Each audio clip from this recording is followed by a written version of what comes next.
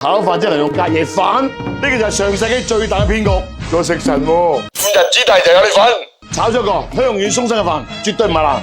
難嘅就係各位可唔可以為美食花咗啲嘅時間呢？一碗我出餐標準嘅博士炒飯，獻俾大家。你可以喺屋企輕鬆做，可以慳飯2嚿水啊！上世紀有部電影講過句說話：炒飯冇隔夜飯失敗。哼，炒飯喺我標準裏邊咧，邊個攞隔夜飯，邊個攞住個桶出獎好唔好？亂嚟！首先呢個係為咗電影藝術化處理所設計嘅衝突。喺我哋專業廚師睇嚟，炒飯炒好，除咗手上功夫又好，用咩材料點樣用係至關重要。所以咧，新鮮飯梗係首選啦。其次，用新鮮飯就要攞乜嘢米做新鮮飯，由你炒飯出到嚟嘅狀態起到至關重要嘅作用。咁我哋一邊介紹材料，一邊講解點解要用啱嘅米，你就明白樂哥點解炒飯就算賣到2嚿水，都做到供不應求。係咯，後日就高考啦。每年到呢個時候咧，好多家長都帶細路仔過嚟食嗰碗博士炒飯。今日食，聽日消化，後日考試，直衝博士，金榜題名。我哋用鵝肝粒同蝦仁，仲有雞蛋、黑松露醬，呢啲全部都係博士錦上添花一環啊！其實炒飯好唔好食咧，取決於用咩米、用咩飯咯。我呢個倒啲米咧，係泰國嘅茉莉香米，修長不直，兩面尖尖。喺我哋有得選嘅範圍裏邊咧，呢個米係好唔錯嘅選擇。啲產量咧比較稀少喎。本身就喺泰國盛產水稻嘅優質產區，每年10月先有得收成喎，所以有機會見到，千萬唔好錯過啊！呢一種咧，我哋咩神講到嘅隔夜飯啦，微微彎彎都似月牙喎。隔夜飯我哋放喺邊先嚇，我而家先洗米，等間咧你對比下，攞嗰個靚米新至炒，將嗰啲咩神嗰啲隔夜炒飯撳咗地下磨住打。好似呢靚米咧，唔需要洗咁多啦，只要洗下啲表面啲灰塵，沖水一次過就 OK 啦。呢一米唔好受水啊，佢吸水好少，所以咧1斤米只能夠放7兩水。擺入蒸櫃之後咧，蒸佢35分鐘。嗱，呢個就係泰國茉莉香米啦，因為澱粉含量夠，所以香。用我廚房佬嚟講，佢就老化率夠低，所以煲熟之後咧，即使外表乾爽，佢嘅韌性同嗰個軟綿度啱啱好，炒上嚟咧更有鑊氣，即煲即炒即食，爽到不得了。所以我哋酒店炒飯咧，就按我標準，都係用泰國茉莉香米，特別呢個香立蘭嘅泰國茉莉香米，自帶淡淡嘅潘丹葉嘅香味，色澤潔白，粒粒分明。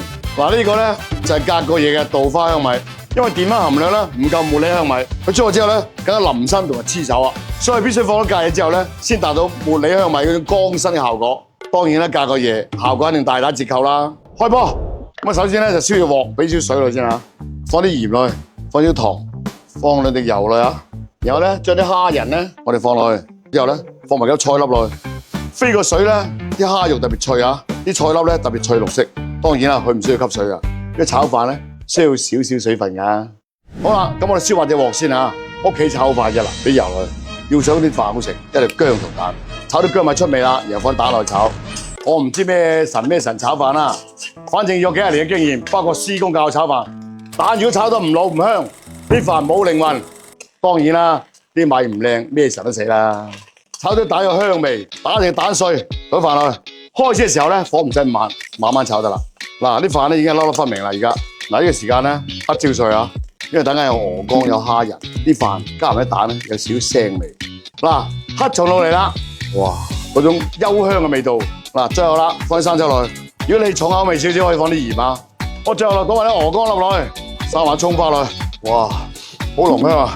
OK， 起鑊，淡淡博士，博士就同與別不同啊，係夠濃夠料先叫博士。嗱，其實炒呢度咧係150蚊一碗，點樣做到200蚊一碗咧？睇落去啦，一整到幾粒鵝肝上面200蚊，隔夜飯快速過。好啦，收工。哇！成間屋俾炒飯嘅香味冚滿晒，呢個完全就係我酒店標準啦。一樣嘅米，一樣嘅料，一樣嘅功夫，一啖落去，啖啖鬆軟啊！米香料香，啖啖膠肉，好有辨識度嘅米香。你唔一定有樂哥嘅手勢，但係你整出嚟嘅飯咧，一樣做到咁好食。料好，點整都好食啊！好啦，我試一試乜嘢神嘅隔夜炒飯啦，做緊幾好味喎。其實隔夜飯咧，除咗佢乾身啲之後咧，佢喪失咗所有米飯嘅特點喎。米飯嘅香味失晒，口感冇嘅，係散收收、軟綿綿嗰種。如果我講話呢個味道唔錯咧，就係阿樂哥啲料配得唔錯啦。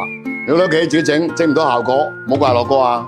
樂哥炒飯嘅出品咧，好食係必然嘅，因為料好、米好、功夫好，所以你喺屋企無論炒飯好、炆飯好，樂哥非常推薦呢個香立蘭泰國茉莉香米，品質唔需要囉嗦啦。泰國原裝進口，連續5年喺進口米裏邊斷層式嘅領先，一米一碼都有得追溯喎。正如開頭所講嘅，做好食嘅嘢唔難，就睇你願唔願意多花比平時多啲嘅心思。